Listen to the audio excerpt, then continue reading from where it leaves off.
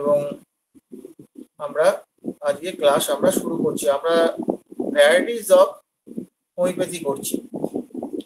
তা জেন কাঞ্জিলাল, আমাদের ল্যাকিউনাটা কোথায়, ঘাটতিটা কোথায়,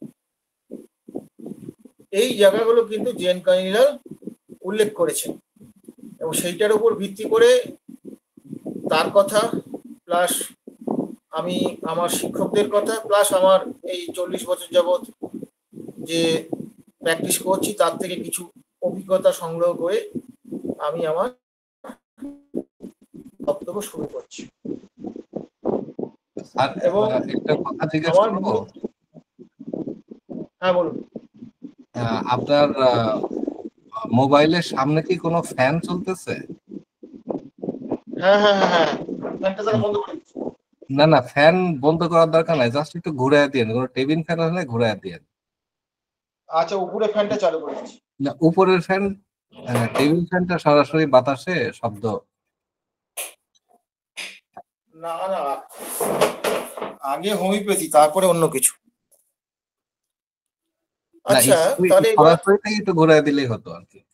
না ঠিক আছে, অসুবিধা কিছু। জি স্যার, একটু ডিস্টার্ব করলাম। না না, এটা আগে হোমিওপ্যাথি। আচ্ছা, এবার হচ্ছে কি, এখানে জেন কাঞ্জিলাল যেটা বলছে, basic মিসইন্টারপ্রিটেশন of the term cure and confusion it with the palliation. এটা খুব মারাত্মক কথা বলেছেন। আমরা সত্যর মুখোমুখি হতে খুব ভয় পাই। প্যালিয়েশন কি আমাদের নিশ্চিত? তা তো নয়। বহু কেস আছে যে কেসগুলো ইনকিউরেবল কেস, সেখানে প্যালিয়েশন আমরা করতেই পারি। রবার্টসের প্যালিয়েশন বইটা, প্যালিয়েশন নিয়ে লেখা, খুব সুন্দর আছে, আমরা দেখতে পারেন, যারা জুনিয়র ছাত্রদের কথাই বলছি। এবং প্যালিয়েশন আর কিওর এই দুটোই কিন্তু সেম প্রসেস।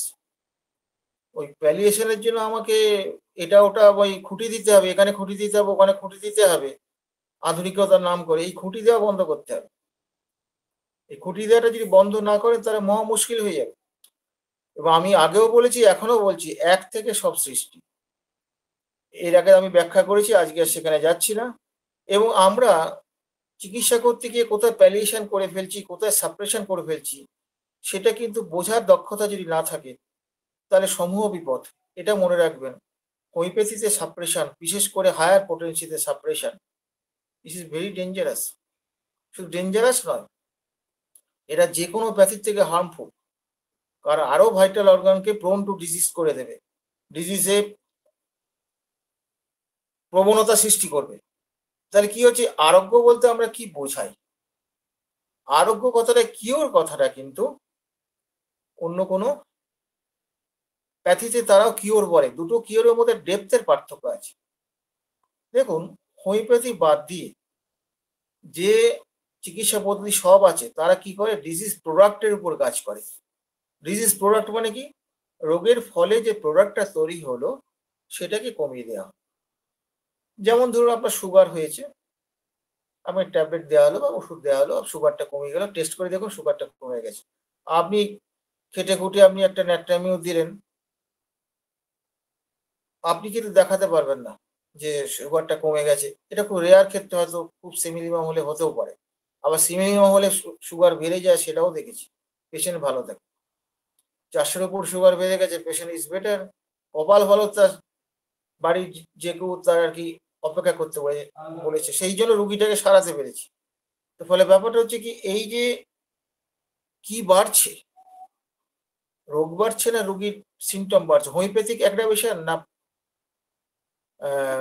ডিজিজ অ্যাগ্রাভেশন, এই যে সূক্ষ্ম জায়গাগুলো, এইগুলো যদি আপনারা না বোঝেন, আপনারা কিন্তু হালে পানি পাবেন না।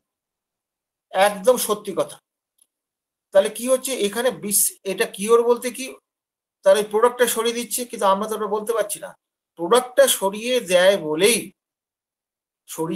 বলেই তারা কি বলে না, এই দেখো ওষুধ দিয়ে আমি তোমার ক্লিনিক্যালি দেখিয়ে দিলাম।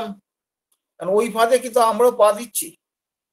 ওরা এখন কিছু বলবে না, এখন চুপচাপ অনেক কিছু মেনে নেবে। তারপর ইয়ে বলবে, তুমি যে এই ওষুধটা দিয়ে এটা সারিয়েছো সুগারটা, ঠিক আছে, এই ওষুধটা দিয়ে আমরা 10 জনকে ইয়ে করছি, দেখাও রেজাল্ট দেখাও। ব্যাস, ওরা কিন্তু ওদের নীতি জায়গা থেকে সরে আসবে না। ওরা বুঝতে পারছে যে এটা সারিয়ে দিতে পারলে এটা যদি প্রচার হয়ে যায় তাহলে বিপদ আছে। ফলে তাদের আক্রমণ করার জন্য, আমাদের আক্রমণ করার জন্য তাদের বুদ্ধিও কম নেই। আপনাদের একটা ইয়ে কি, আক্রমণের প্রতিবাদ না করে সবচেয়ে বেটার হচ্ছে রোগীকে সারা। রোগী চাইবে না যখন, তাদের বিপ্লব এমনিতেই হয়ে যাবে। কারণ এদের সঙ্গে কিন্তু আমরা সরাসরি লড়াই করে পারবো না, কারণ আর্থিক বলুন, সামাজিক বলুন, সব দিক থেকেই আমরা কিন্তু মাইনরিটি। কিন্তু মাইনরিটি মানে আমরা হেরে যাবো এমন কথা নয়। বরিক্যান টাফেলকেও কিন্তু ভুল স্বীকার করতে বাধ্য করেছিলেন জেন কাঞ্জিলাল। আমাদের সেই মেরিটও নেই, আর সেই মানসিক জোরও আমাদের নেই। তাহলে দেখা যাচ্ছে কি, তাহলে একটা রোগীকে আরোগ্য মানে কি, আরোগ্য বলতে কি বোঝায়? Means the complete change of the state of disorder to that of order, and not mere removal of the certain troubles and dangerous symptoms of the patient of disease, and governed by easily comprehensible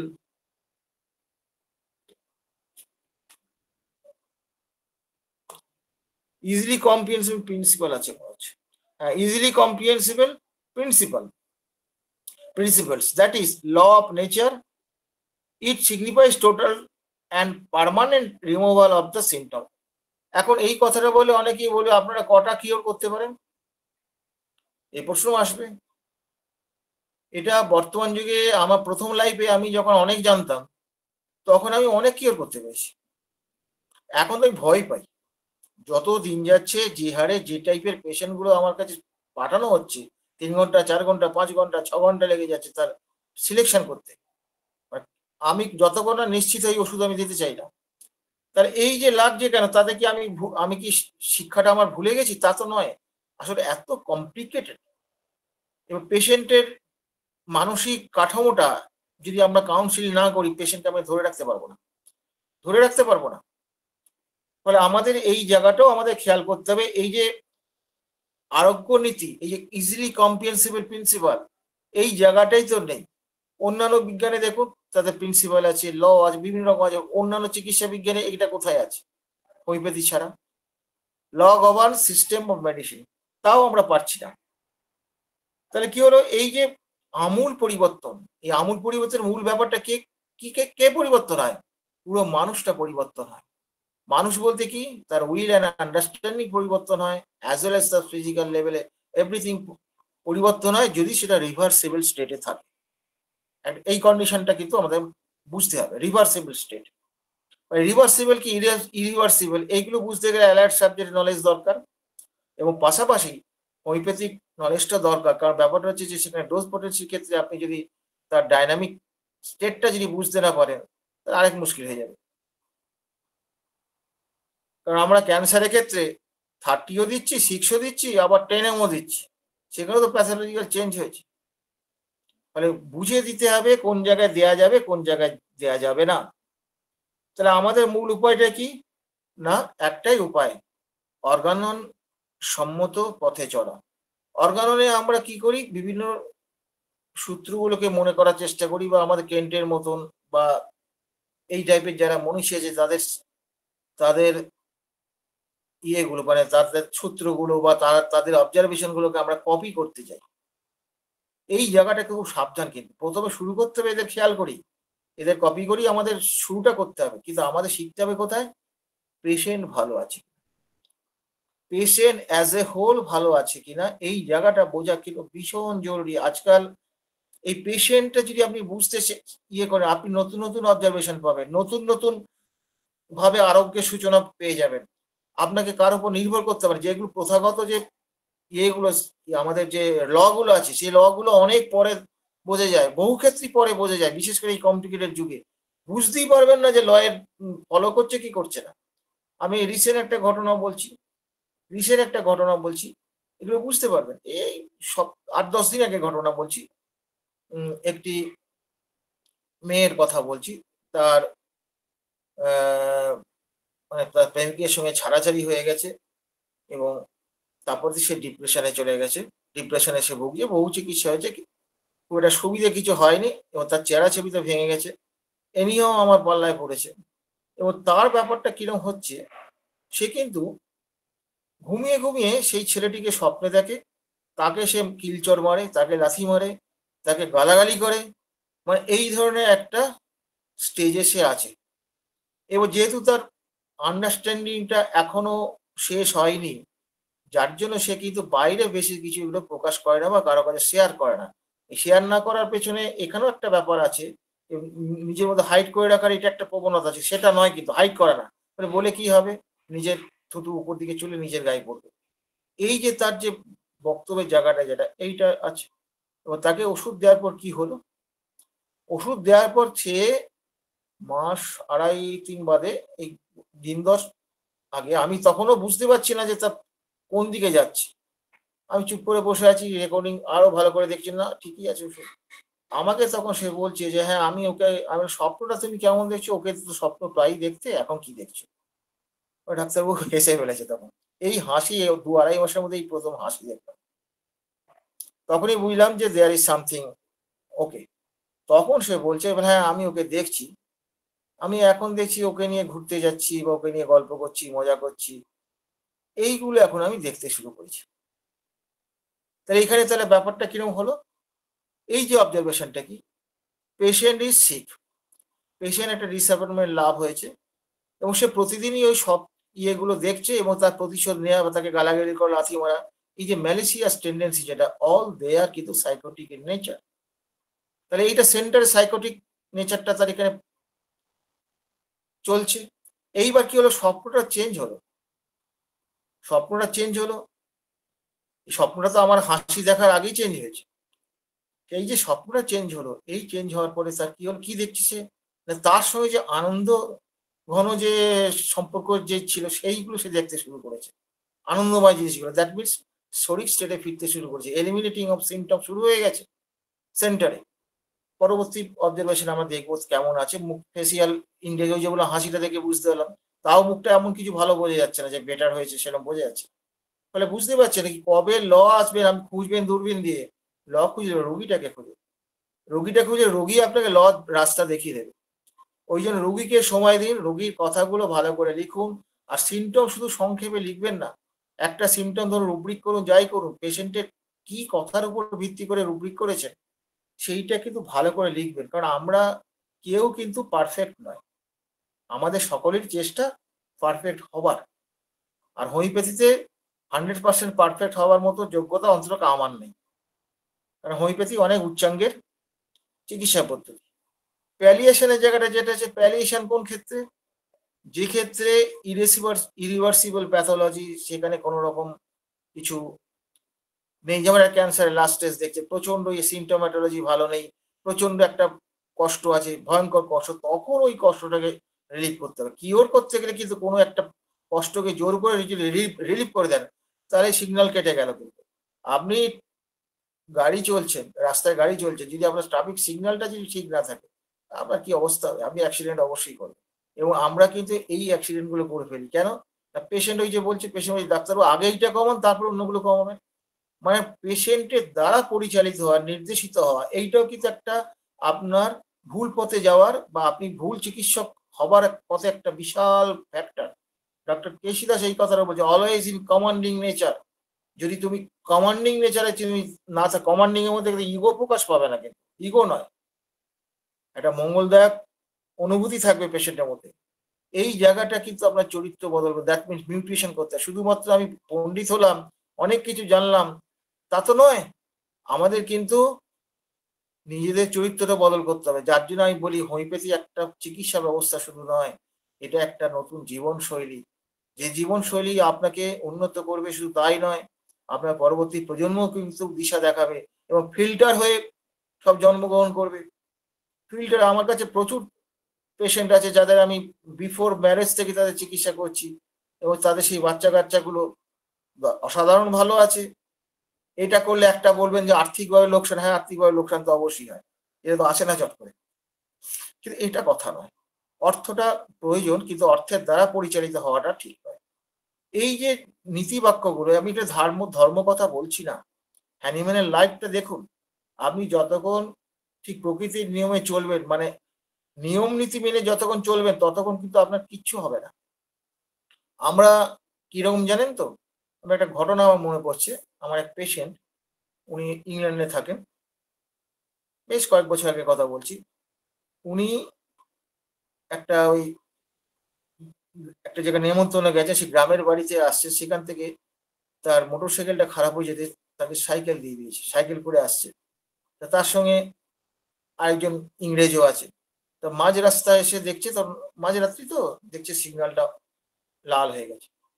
তো উনি বেরিয়ে যেতে গেছিলেন, তখন ওনাকে বলে stop.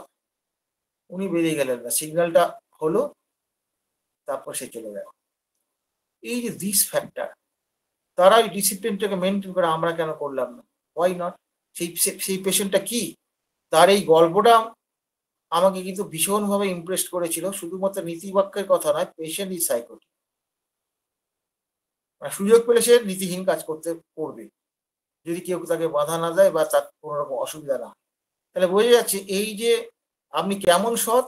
Doctor কেশি দাস বলতেন, বলে 50 টাকা পড়ে আছে, না পরের টাকা নিতে নেই। 100 টাকা পড়ে আছে, না পরের টাকা নেওয়াটা উচিত নয়। 500 টাকা পড়ে আছে, তখন দোনো করছিস, একটু গেলি আবার পিছিয়ে আসলি, না থাক, এটা তো আমার বাড়ির বাবা মা বলতো যে এটা পরের এরকম নিতে নেই। দেখলে 2000 টাকা পড়ে আছে, তখন ভাবছেন যা কি হবে, আমি তা চুরি করছি না, এদিক ওদিক তাকিয়ে নিয়ে আমি টুক করে পকেটে ঢুকিয়ে দেয়। আপনার সে টাকাটা কাজে লাগবে, সেটা ফেলে দেবেন তা তো নয়। আপনি কি করলেন? নীতিহীন কাজ করলেন। নীতিহীন কাজ করলে কি হবে? এর এফেক্টটা কোথায় থাকবে? আপনার সেন্ট্রাল নার্ভাস সিস্টেম থাকবে, বেসিক ইনস্টিংক্টের মধ্যে এটা ঢুকে বসে আছে। আপনি কি এটার এক্সারসাইজ করবেন? এটার এক্সারসাইজ করলে এটা বাড়বে। এই যে সংযত জীবন যাপন করার হ্যানিম্যান কথাটা বলছেন, না হলে তোমরা অসৎ হয়ে পড়বে। এই জীবনটাকেও কিন্তু যদি আপনারা নিজেরা পরিবর্তন যদি না করেন, আমরা মানুষ, আমরা তো ভুল করতেই পারি, লোভ তো করতে পারি। ভুল করুন, নিজেকে গালাগালি করুন, আরে আমি এরকম করে ফেললাম, আর করবো না। করে ফেলতে পারেন, কারণ আপনার তো মায়া ধর্মের উপর তো আপনার কন্ট্রোল নেই। ফলে আমাদের কিন্তু এইভাবে আস্তে আস্তে নিজেদের পরিবর্তন করতে হবে। করে আমরা যখন যোগ্য হব, দেখবেন হোমিওপ্যাথির প্রতিটি জায়গার কিন্তু আপনার মাথার মধ্যে ঢুকে যাবে। এই হচ্ছে মজার ব্যাপার। নাহলে আমি হোমিওপ্যাথিকে গ্রহণ করতে পারবেন না। এই যে সাপ্রেশনের কথাটা যেটা বলছি, এই যে সাপ্রেশন সম্পর্কে ডেফিনেশন নিয়ে আর কিছু বলছি না, সোজা কথা। এখানে কি বলছে? when we brag ourselves as curing or case of a gastric colic or leukorrhea or diarrhea or food sweat with our remedies select on the local and partial indications, we on most occasion do nothing like cure but actually commit an act of palliation, and many cases worse still, an act of suppression. জেন কাঞ্জিলালের একটা কেসের কথা বলছি। Gen Kanjilal একটা পেশেন্টের অনেক কিছু ট্রাবল ছিল, দীর্ঘদিন ট্রাবল ছিল, তিনি সব সারাতে পারলেন, কিন্তু পায়ের ঘামটা সারাতে পারলেন না। পায়ের ঘামটা বড়ই দুর্গন্ধ। তাকে জেএন কাঞ্জিলাল বলছে তুমি ধরে থাকো, যদি সারলে সারবে। স্যার আপনি সব সারলে, এটা পাচ্ছেন না, এটার জন্য তো আমার লোকজনের কাছে মান সম্মান থাকে না, আমি কারো কাছে যেতে পারি না। মান সম্মান, তুই প্রাণে বেঁচে আছো, মান সম্মানে কি? তাকে এরকম সব বুঝিয়েছি। খুব ভালো কথা। এইবার সে জেএন কাঞ্জিলালের কাছে কয়েক বছর আসে নাই। আসার পর দেখা গেল কি, পরবর্তীকালে যখন সে আসলো, তখন সে ক্যান্সার নিয়ে আসলো। তখন জেএন কাঞ্জিলাল তার খাতাটা বার করে বলছে, তুমি যে ঢুকলে, তোমার যে পায়ের ঘামের যে গন্ধটা, সেটা কোথায় গেল? তখন বলছে ওটা নেই। ওটা কি করে নেই? না ওটা সেরে গেছে। না ওটা তো সেরে যেতে পারে, সেরে গেলে তোমার আগে ক্যান্সার হবে কেন? এক্সাইটিং কজগুলো আরো তিনি দেখেছেন। তখন দেখা যাচ্ছে কোনো পাড়ার কোনো ডাক্তারকে দিয়ে ওই পায়ের ঘামটিকে তিনি সাবটেস্ট করেছিলেন। শুধু ক্যান্সার নয়, তার আগে তার প্রিভিয়াস কিছু কিছু লক্ষণও তার সব রিটার্ন করেছিল, তার সঙ্গে পরবর্তীকালে ক্যান্সার ডেভেলপ করে। এই যে দেখুন সাপ্রেশন, এইটা হচ্ছে মোস্ট কমপ্লিকেটেড ডিজিজ তৈরি করার মূল বিষয়। সাপ্রেশন একটা কি? সাপ্রেশন হচ্ছে কি, আরেকটা কথা, সোজা কথা যদি বলি, এটা ডিজিজ প্রডিউসিং। এই রে, এই কথা বলে তো অনেকে মাথা খারাপ হয়ে যাবে। আমরা ডিজিজ প্রডিউসিং এজেন্ট বলতে আমরা কাকে বুঝি? মায়াজনকে বুঝি। তো তার সাপ্রেশনটা কি? সাপ্রেশন তাহলে কি এটা কারণ হতে পারে? অবশ্যই হতে পারে। কেন হতে পারে? সাপ্রেশন মানে কি?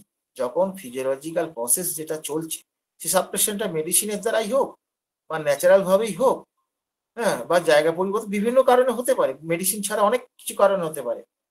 তার যে ফিজিওলজিক্যাল প্রসেসটা, যে প্রকৃতির নির্দিষ্ট যে প্রসেস, সেই প্রসেসটা যদি কোনোভাবে বাধা পড়ে, সেই বাধার এগেইনস্টই তো শরীর রিঅ্যাক্ট করবে। এই শুরু হলো তার সাপ্রেশন। এবং এই সাপ্রেশনটা যে আপনি কোন জন্মের সাপ্রেশন আমি তো বলতেও পারবেন না।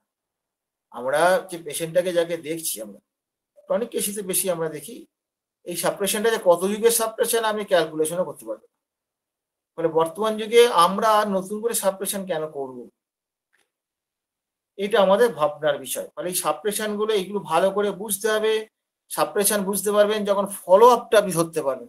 এই ফলো আপটা কোন দিকে যাচ্ছে? সোজা ইজি ম্যাটার হচ্ছে পেশেন্টটা, রোগী আর রোগকে আলাদা করতে শেখা। এই রোগী আর রোগকে যদি আলাদা করতে শেখেন, তার বোধ শক্তি এবং উইলকে যদি ভালো করে বুঝতে শেখেন, তাহলেও কিন্তু আপনি ধরতে পারবেন। ধরতে কোনো অসুবিধা নেই। ফলে আমাদের এই জায়গাগুলো বারবার শান দিতে হবে। শান না দিলে আমরা কিন্তু আল্টিমেটলি পেশেন্টটাকে নষ্ট করে ফেলবো। এইবার চলে আসি দ্বিতীয় ইয়েটা। সেখানে কি বলছে? Discrimination two undertake the labour of going deep into this Tenet, অর্থাৎ কঠোর পরিশ্রমের দ্বারা হোমিওপ্যাথির গভীরে প্রবেশ করার প্রবল অনীহা। এই কথাটা তো বড় গন্ডগোলের কথাবার্তা। আমি একটু আগে বললাম যে এখন আমার রুগী দেখতে প্রচুর সময় লাগছে, বেশি রুগী দেখতে পারি না। তাহলে বেশি রুগী দেখলে তো বেশি রোজগার হবে, তাই তো? প্রত্যেকের ক্যাপাসিটি একটা লিমিট আছে। আপনার ক্যাপাসিটি অন্যের সঙ্গে তুলনা করে লাভ নেই। আপনার মেরিট, আপনার পেস অফ অ্যাক্টিভিটি, তার মানে কাজের গতি, এটা কারোর সঙ্গে কারো তুলনা করে লাভ নেই। এটা আপনি, আপনারটা আপনার মতো স্বতন্ত্র। এই যে সময়টা আপনি যদি না দেন, ফাঁকিবাজি যদি দেন, তাহলে কি করে হবে? এবং ফাঁকিবাজি হোমিওপ্যাথিতে চলবে না। আমাকে ক্ষমা করবেন, একটি সত্যি কথা বলে দিচ্ছি, ক্ষমা করবেন, সত্যি কথা বলছি। কিরকম? অ্যালোপ্যাথি চিকিৎসা বা আয়ুর্বেদিক এই যে অন্যান্য প্যাথি যে চিকিৎসা, তাদের সঙ্গে আমাদের একটা বেসিক পার্থক্য আছে। তারা কি করছে? তারা যথেষ্ট পণ্ডিত তার শাস্ত্রে, কিন্তু পণ্ডিত হলেও তারা ল্যাবরেটরির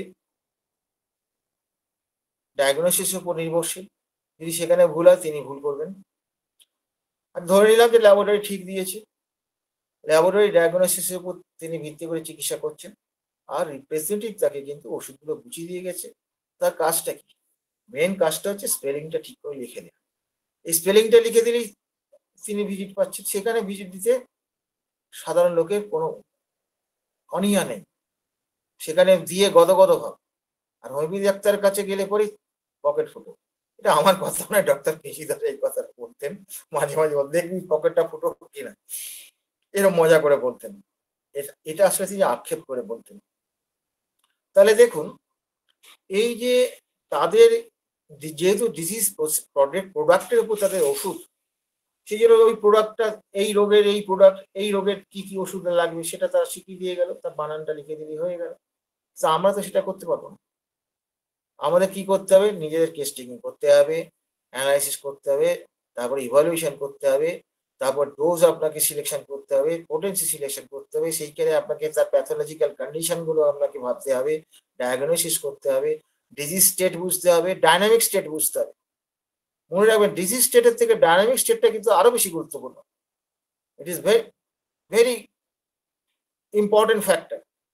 যেমন ধরুন, আপনি একটা ক্যান্সারের লাস্ট স্টেজে আপনি দেখতে পাচ্ছেন ডায়নামিক স্টেটটা তার মারাত্মক ডিটেরিয়েট করেছে।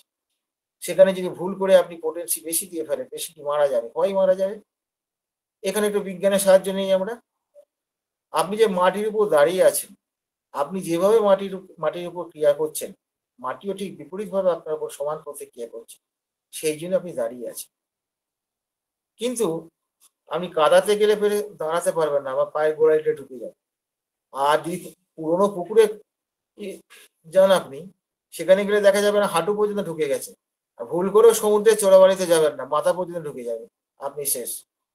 মানে বুঝতে পারছেন যে তারা যে প্রতিক্রিয়া বলটা যদি তার নাই দিতে পারে, তাহলে আমরা বাঁচবো কি করে? রোগীর ক্ষেত্রে ঠিক সেম, সে যদি প্রতিক্রিয়া না বল তার দেওয়ার ক্ষমতা যদি না থাকে, সে তো মারা যাবে। মানে সেখানে আমি বেশি লোড দেবো কেন, তার ক্রিয়াটা তার উপর বেশি করবো কেন? এইটা হচ্ছে যুক্তি। এবং এইটা বোঝা কিন্তু খুব সহজ নয়।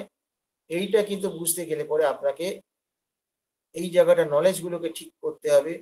এবং আমরা 300 ক্লাস, 400 ক্লাস, 500 ক্লাস পরিবর্তন করে ওষুধ দিচ্ছি, তাতেও রেজাল্ট আসছে। হোমিওপ্যাথি ওষুধ সিলেকশনটাকে ঠিক করে, প্রপার সিলেকশন হলে পরে দ্যাট মিনস সিমিলিবাম। এটা কিন্তু প্রথম জীবনে আমরা পারি না, কখনো কখনো হয়ে যায় লটারির মতো প্রথম জীবনে। এখন ঠিক তার উল্টোটা হচ্ছে, কখনো কখনো আটকে গেলাম। ফলে এখন এই যে আটকে গেলাম, সেটা যথেষ্ট বেদনাদায়ক, কিন্তু কি করব, আমাদের তো লিমিট আছে। হোমিওপ্যাথি তো অনেক বড় জিনিস। ফলে ব্যাপারটা হচ্ছে যে আমাদের কিন্তু এই পরিশ্রমটা করতে হবে, কারণ আমাকে নিজেকেই সব করতে হবে। এখন কপাল ভালো যে আমাদের ওষুধটা তৈরি করতে হয় না হ্যানিম্যানের কালের সময়। চিন্তা করে দেখুন সেই সব মাস্টাররা, সেই সব মনীষীরা নিজে ওষুধ তৈরি করতে না, তৈরি করে তারপরে ইয়ে করতে, কতটা তারা বিশ্বস্ত ছিলেন পেশেন্টের প্রতি, কতটা তাদের গভীর ভালোবাসা ছিল। আমাদের ভালোবাসা কত, আমরা পেশেন্টের শুধু পকেটটা হয় বুক পকেটে না এর পকেটের দিকে তাকাচ্ছি। এই দৃষ্টিভঙ্গিগুলো ছাড়ুন। অধিকাংশ পেশেন্ট কিন্তু আপনার ভিজিট দেবে, দু একজন পারবে না, ছেড়ে দেবেন, অসুবিধা কিছু নেই।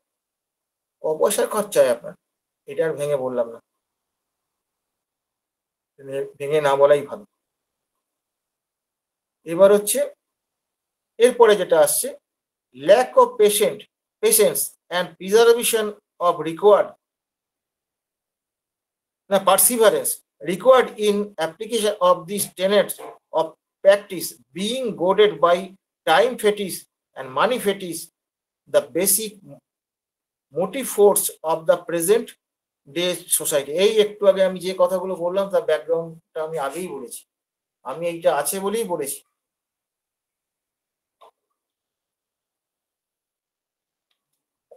সেখানে দেখুন কি বলছেন জেন কাঞ্জিনা, কি বলছে, ধৈর্য অধ্যবসায়ের অভাব। ধৈর্য অধ্যবসায়ের অভাব। আমি স্যারেদের দেখেছি, তারা রেকর্ডিং করলেন, করে টোরে বলছেন, বাবা এর হাতটা জোর করে বলছেন, বাবা আমি বুঝতে পারছি না তোমাকে আমি কি ওষুধ দেবো, তুমি আমাকে যদি একটু দয়া করে সমাধান, ঠিক দয়া করে কথাটা বলতেন। আমরা তো কাকে বলি এরকম, দয়া করে বলছি তুমি কিন্তু অমুক দিন আসো, যদি এমার্জেন্সি কিছু হয় সেক্ষেত্রে আলাদা কথা। তাও স্যারেদের দেখেছি প্লাসিবো দিয়ে পরের দিন আসতে পারে। আমি বুঝতে পারছি না, ওষুধ দেবো না। কিন্তু আমরা কি করি, আচ্ছা এটা তো দিয়ে তো দেই, যদি না হয় তখন ভেবে চিনতে দেয়, আরে দিয়ে তো দেই। হোমিওপ্যাথি এরকম জায়গায় তো নেই। এই যে প্রভাবেল চিকিৎসা যেটা যেটা হচ্ছে অ্যালোপ্যাথিতে আছে, তাদের ল্যাবরেটরি টেস্টের অনেক আগে তারা কি করে,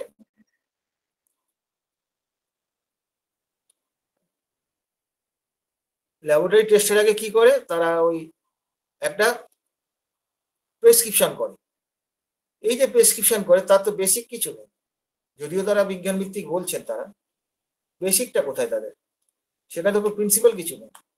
দিল, তারপর রেজাল্ট আসলো, দেখে তারপর তারা ইয়ে করবে। হোমিওপ্যাথিতে এরকম আমি কোনোদিনই কোনো অবস্থাতে করতে পারবেন না। ছেড়ে দিন, বুঝতে না পারলে কারো কাছে পাঠিয়ে দেন উপযুক্ত সিনিয়রের কাছে, নাহলে ছেড়ে দিন, স্বীকার করুন আমি বুঝতে পারছি না। এটা খুব শক্ত। সাদেকে ওয়াইডে সাপেরি কথাটা হ্যানিম্যান বলেছেন। আমরা এই শক্ত কাজগুলো করতে পারছি না, এগুলো দরকার আছে। এতে আপনার ফেথফুলনেস বাড়বে এবং আপনি আস্তে আস্তে নিজেকে যোগ্য চিকিৎসক হিসেবে তৈরি করতে পারবেন। তাহলে কি হচ্ছে, আমরা কিসে সম্পৃক্ত হচ্ছি, টাইম ফেটিস, মানি ফেটিস। সোজা কথা অর্থের পেছনে দৌড়চ্ছি, সময়ের পেছনে দৌড়চ্ছি। সময়টা যত কম দেব, বেশি অর্থ উপার্জন করবো, এটাকে তো সাকসেসফুল করবো। কে বেসিক নীতি কোথায়? বেসিক নীতি নেই। অ্যানিম্যান কি খেতে পারেনি নীতি মেনে? তা তো নয়। তিনি নীতির জন্য সর্বস্ব পণ করেছিলেন বলেই আজকে তিনি পূজনীয়। আমাদের আর কে চেনে বলুন? ফলে দেখা যাচ্ছে কি, এই যে সমাজের যে মূল পেয়টা কি, বহু পেশেন্টের সামনে বলবে আপাতত আমাকে এইটা সারিয়ে দেন, এটা সারিয়ে পরে আমি ধীরে সুস্থে আপনার বাকিগুলো করবো। তাড়িয়ে দেন। আপনি পেশেন্ট হাতে নিলে আপনার হোমিওপ্যাথির বদনাম হবে, পেশেন্টটা নষ্ট হবে। তাড়িয়ে দেন, হিম্মত রাখুন। আপনি যদি নিজের চরিত্র বদল না করেন, আবার বলছি, আপনি কোনোদিন হোমিওপ্যাথ হতে পারবেন না।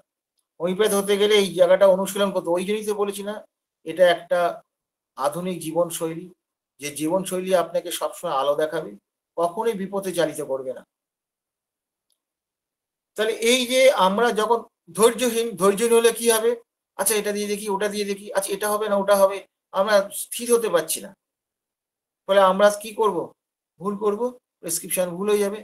আর আমরা এখন যে স্ট্যান্ডার্ডের মানে আর কি ডিপ অ্যাক্টিং লং অ্যাক্টিং ড্রাগগুলো নিয়ে কাজ করছি, সেই কাজগুলো ভুল হলে তো মহা সমস্যা, বিরাট সমস্যা। নিজে না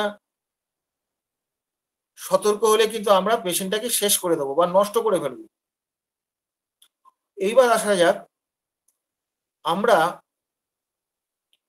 এইরকম এই যে আমরা এরকম করছি কেন, বাজারে এই ঘটনাগুলো ঘটছে কেন, বাস্তবে কি কি দেখতে পাচ্ছি আমরা?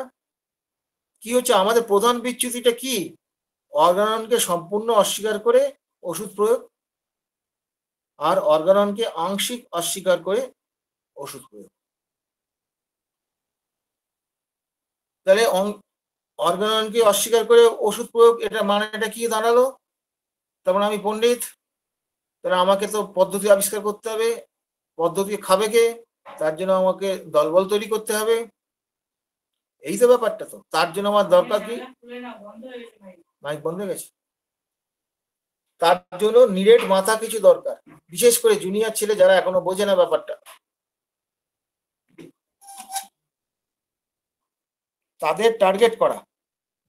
তাদের টার্গেট করা মানে তার নিজের সুবিধার জন্য। ফলে জুনিয়র চিকিৎসক যারা আছেন, আপনারা সতর্ক হন। সতর্ক না হলে কিন্তু আপনার অঙ্কুরই নষ্ট হয়ে যাবে। এবার কি বলছে, আমি এখানে একটা ঘটনা বলি। এটা আমার দেখা কেসের গল্প বলছি, অনেকদিন আগে দেখা কেস। সেটা হচ্ছে কি, আমি একটা ফুসফুসের ক্যান্সারের আক্রান্ত রোগীর কথা বলছি। তার অনেক ওষুধের মধ্যে একটি আধুনিক হোমিওপ্যাথি লেভেলে দেখলাম মাত্র 32টি ওষুধ একসঙ্গে মেশানো হয়েছে। একটা শিশির মধ্যে ওষুধ আছে, তার মধ্যে 32টা মাত্র ওষুধ লেখানো আছে। আমার মনে হচ্ছে জমের অরুচি, নাহলে এই ওষুধ খেয়ে সে মরে না কেন? এই ওষুধ খেয়ে বড় হতে ছটফট করতে করতে মরে যাওয়ার কথা। তা এই যে পেশেন্টটা, যেটা আমি তাকে দেখলাম, তারপর মেশানো আছে আর একটি ক্যান্সারে আক্রান্ত ব্যক্তি, তাকে কম করে 10টি ওষুধ দেওয়া হয়েছিল। ওষুধ খেতেই তার দিন শেষ। আপনাদের একটু বিস্ময়ের কথা বলি, এই রুগীকে রাত্রে 5 ফোঁটা হিপার সালফার আর 200 শক্তি, আর সকালে 1 লাখ ইন্ডিকা 20 ফোঁটা, আর বিকেলে মিলিফোলিয়াম 30 শক্তি মাত্র 10 ফোঁটা। মাত্র লিখলাম কারণ 10 ফোঁটা তো একটা শিশির তো অনেকটা থাকে, 10 ফোঁটা দেওয়া মানে মাত্রই তো হবে। এই হচ্ছে পরিস্থিতি। তার চেম্বারে দেখবেন লাইন দিয়ে রুগী দেখছে। আপনি ভাববেন এটাই বোধহয় সফলতা। হোমিওপ্যাথিতে কিন্তু সংখ্যা দিয়ে সফলতা বিচার হয় না, গুণগত মান দিয়ে বিচার। এই মোটিভটা যদি আপনার না থাকে, আপনি যেমন ভালো চিকিৎসক হতে পারবেন না, তেমনি ভালো বন্ধু আপনি পাবেন, ভালো সঙ্গীও পাবেন, যদি আপনার গুণের প্রতি যদি আপনার আনুগত্য না থাকে। এরপরে কি হচ্ছে, তাহলে এই যে চিকিৎসা, এই পেশেন্টটাকে মেডোরিনাম দিয়েছিলাম 300 কি 350 গ্লাস পরিবর্তন করে। 3-4 মাস বেঁচেছিল, দেয়াল ধরে ধরে হাঁটতে পারতো, খাওয়া দাওয়াটা ইমপ্রুভ করেছিল, জানি বাঁচবে না, কিন্তু তার রিমার্কেবল চেঞ্জ হয়েছিল মেডোরিনাম দিয়ে। তাই চিন্তা করতে পারছেন যে এরা কিন্তু সেটা করে। আমার সেই সকালে তাকে শুরু করেছিল 8টায়, আমার দুপুর 2-2:30টার সময় গিয়ে তার শেষ হয়েছে আমার রোগী কমপ্লিট করে। আমি বুঝতেই পারছি না কোন দিক দিয়ে ওষুধ দেবো। এই হচ্ছে ব্যাপার। তাহলে এরা কি করে, এই যে এই ধরনের যে ওষুধগুলো, এবার এটাকে আরেকটা ব্যাপার আছে, অনেকেই করে মূল ওষুধের সঙ্গে মাদার বা বায়োকেমিক জুড়ে দিচ্ছেন। আপনারা ভাবছেন তাই তো, মাদার কোনো ক্ষতি করে না। অ্যানিম্যান কি বলছেন, স্থূল ওষুধ কি বলছে, স্থূল ওষুধ কি হচ্ছে, সোরার সঙ্গে মিশ্রিত হয়ে কমপ্লিকেটেড ডিজিজ তৈরি করে, এটা হ্যানিম্যান বলছে, এবং লোয়ার লেভেলের সিমটমগুলোকে কিছুটা দূর করে দেবে, সেই তো প্যালিয়েশন হয়ে যাচ্ছে, তার সঙ্গে পোটেন্সিটা দিচ্ছে। আপনারা একবারও ভাবছেন না যে এক থেকে সব সৃষ্টি, আপনারও সৃষ্টি একটা জায়গার থেকে, এই পৃথিবীর সৃষ্টি বলা হয় সূর্য থেকে নাকি, তা সেটা হলো এক থেকে। ব্যাপার হচ্ছে আমরা যে ওষুধগুলো যেগুলো করি সেগুলো তো একটা একটা করে সিঙ্গেল সিঙ্গেল প্রুভিং করা হয়েছে, এক থেকেই তো সব হচ্ছে, তাহলে দুইয়ের কথা ভাববেন কেন? নিজের মস্তিষ্ককে প্রশ্ন করুন, নিজের বিবেককে প্রশ্ন করুন। তারা কি বলেন এইসব করে, কাণ্ড কারখানা করে কি বলেন? রোগীর স্বার্থে। রোগীর স্বার্থে না নিজের স্বার্থে? ভাবুন, হচ্ছে মানধাতা আমলের নিয়মকে পাল্টাতে হবে, পরিবর্তন হতে হবে। আচ্ছা ভাই, মানধাতা আমলে আমরা যে পদ্ধতিতে জন্মগ্রহণ করেছি, আপনি নতুন পদ্ধতিতে জন্মগ্রহণ করে দেখুন, আপনার আমি পায়ে মাথা ঠুকবো, আপনার পায়ে মাথা দিয়ে আমি শুয়ে থাকবো, আমার চ্যালেঞ্জ রইল।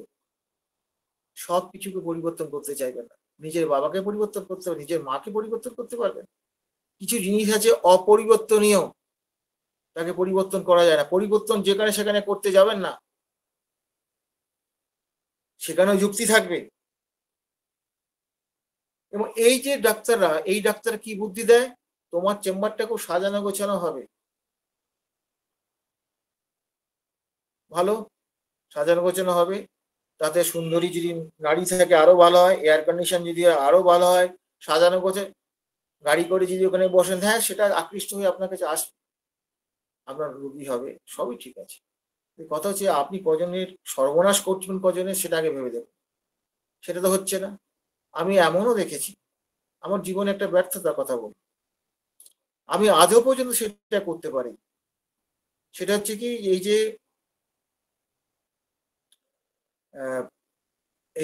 চিকেন পক্স, যেটা চিকেন পক্স হলে পরে একটা ব্যথা হয়, তো গলায় ব্যথা হয়, গাত পায়ে ইয়েগুলো থাকে, হ্যাঁ অসুবিধাগুলো থাকে। আমি কিন্তু চিকেন পক্স দেওয়ার পর ব্যথাটা আস্তে আস্তে কমতেও 2-1 দিন সময় লাগে, ইরাপশনটা বেরোতে শুরু করে, কষ্টগুলো কমতে থাকে। কিন্তু আমি মনে আছে আমার গ্রামের এক ডাক্তার, উনি পাশ করা ডাক্তার ছিলেন। আমার যখন চিকেন পক্স হলো 16ই ডিসেম্বর 1980, উনি আমাকে শুধু দেখলেন, দেখে বললেন যে তোকে 2টো পুড়িয়ে দিলাম, তো সব বেরিয়ে যাবে, তোর শরীরে কোনো কষ্ট থাকবে না, তোর অনুভূতি থাকবে না। শুধু সে আমাকে এই কথাটা বলেননি, তিনি কিন্তু আমার বাড়িতে সবাইকে ওষুধপত্র যে একই কথা বলেছে, প্রত্যেকটা ক্ষেত্রে সেম ফল। কিন্তু আজও আমি হয়তো কষ্টটা কম বেশি করতে পেরেছি, কিন্তু কষ্ট থাকবে না এইরকম কথা জোর দিয়ে বলার মতো ক্ষমতা আমার নেই। তাহলে আমি তথাকথিত কোয়াক হয়ে যদি এরকম জোর দিয়ে বলতে পারে, তার কনফিডেন্স লেভেলটা যদি এরকম হতে পারে, আমি কেন পারলাম না? আমি পণ্ডিত বলি, আমি হোমিওপ্যাথ নয়। সে হোমিওপ্যাথ বলি সে করতে পেরেছে। তাকে আমরা দেখছি ওই তখন ওই এক ধরনের মেনিনজাইটিস হচ্ছিল, ওটা এনকেফ্যালাইটিস হচ্ছিল, এনকেফ্যালাইটিস সাঁওতালদের মধ্যে খুব হতো। তিনি প্রচুর পেশেন্টকে কিন্তু আরোগ্য করেছেন, যেখানে মরক লেগে গেছে আরোগ্য করেছেন। আমি দেখেছি বলেই কথাটা বলছি। আমি তো অবাক হয়ে যেতাম, তিনি কিন্তু বেশি পয়সা করে নিতেন না। কেউ যদি বলতে এখন নিয়ে নেই, আচ্ছা ছেড়ে, আমি তো এটা শখে করি, না হলেও চল। এই হচ্ছে সে মানুষটা। তাহলে দেখুন, এইখান থেকে তাহলে কি হচ্ছে, এই যে আমরা আমাদের হ্যানিম্যান কি বলেছেন, সম্ভবত 3 নাম্বার, আপনি রাগ করবেন না আমি ভুল বলি অ্যাপোরিজম, ওখানে জেন্টেল কথাটা বলেছেন। যদি পেশেন্টকে জেন্টেল ভাবে যদি আরোগ্য না করতে পারে, ইউ আর ফেলিওর, শর্ত থেকে ফেলিওর হলেন। তাহলে বুঝতে পারছেন যে হোমিওপ্যাথিক্যালি সাকসেসফুল হওয়া is very difficult, is very tough game. আমরা খেলাটাকে গেম হিসেবে নেব, ব্যর্থতাকে আমরা অভিজ্ঞতা হিসেবে নেব, এবং আমরা এগিয়ে যাওয়ার চেষ্টা করব। আজকে আমি এইটুকু বলেই শেষ করলাম।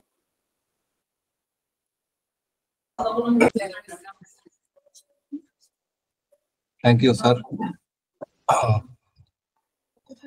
বেশ অসাধারণ আলোচনা ছিল। আশা করি সবাই এনজয় করছেন এবং আমাদের বাস্তব জীবনেও আমরা এগুলার প্র্যাকটিস করব, সেই প্রত্যাশা রাখি আজকের শিক্ষা। আগামী ক্লাসে সবাইকে আমন্ত্রণ জানিয়ে তাহলে আজকের মতো আমাদের ক্লাস এখানেই শেষ করছি। যদি কারো কোনো প্রশ্ন না থাকে আরো কোনো প্রশ্ন আছে কিনা? স্যার প্রশ্ন তো থাকার সুযোগ আজকে নেই, কারণ আজকের আলোচনা খুবই সরল। আর এই আলোচনার জন্য স্যারকে অসংখ্য ধন্যবাদ। এবং আমরা আমরা এই প্রত্যাশা রাখছি আপনার মতো, আপনি যেমনটা বললেন স্যার, যে আমরা যেন এই শিক্ষা গ্রহণ করি এবং এই শিক্ষা যেন আজীবন ধরে রাখি, এই প্রত্যাশাই। আর স্যারকে আবারও ধন্যবাদ জানাই, অনেক কষ্ট করে স্যার আমাদের শেখান। এই সরল সেখান আলোচনা কতটা মানে আপত্তি আছে? সেখান কতটা আপত্তি আছে? না স্যার, আমরা শিখি। আমার শিক্ষাগুরু ডাক্তার তপন কাঞ্জিলাল একটা কথাই বলেন, অল হোমিওপ্যাথ আর সেলফ টট। এটা গুরুত্ব আছে, এই কথাটা গুরুত্ব আছে। অল হোমিওপ্যাথ আর সেলফ টট। অবশ্যই গুরুত্বপূর্ণ কথা, কিন্তু তারপরে স্যার আপনাদের এক্সপিরিয়েন্স গুলা যে শেয়ার করেন, এই এক্সপিরিয়েন্স গুলা তো আসলে সেলফ টটের মাধ্যমে পাইতে গেলে যদিও সেটা বেটার হয়ে, বাট তারপরে এগুলা আরো ওইখানটাতে আরো সমৃদ্ধ করে। আরেকজন হাত তুলছেন, শ্যামল ব্যানার্জি। আমি কিন্তু সবাইকে চিনি না আমাদের স্টুডেন্টের বাইরে। আমি আজকে আমার একটা অভিজ্ঞতা শেয়ার করতে চাই। এই অপহোমিওপ্যাথি কোন জায়গায় গিয়ে দাঁড়িয়েছে।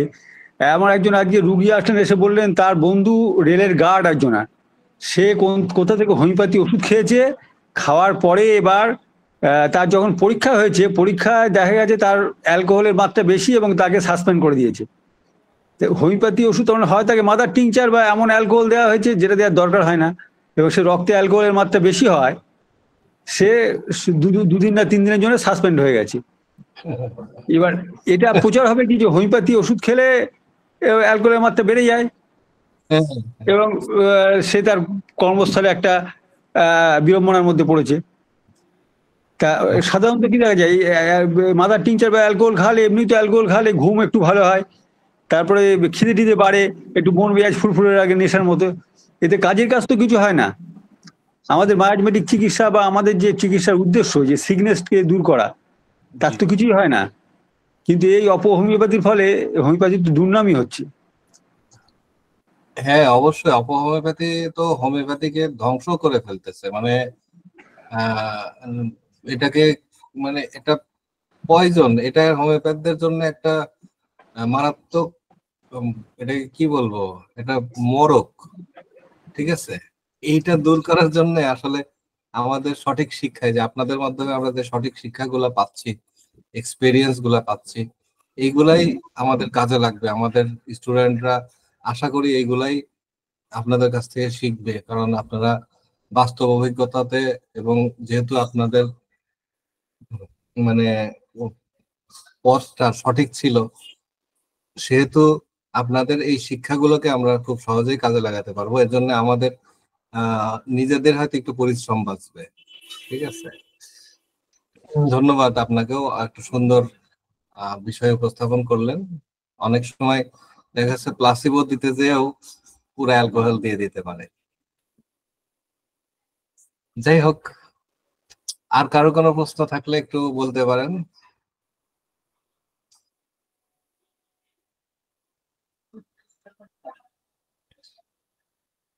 আচ্ছা, যদি প্রশ্ন না থাকে তাহলে আর সময় করব না, কালক্ষেপণ করব না, আমাদের ক্লাসটা এখানে শেষ করে দিচ্ছি। সবাই ভালো থাকবেন।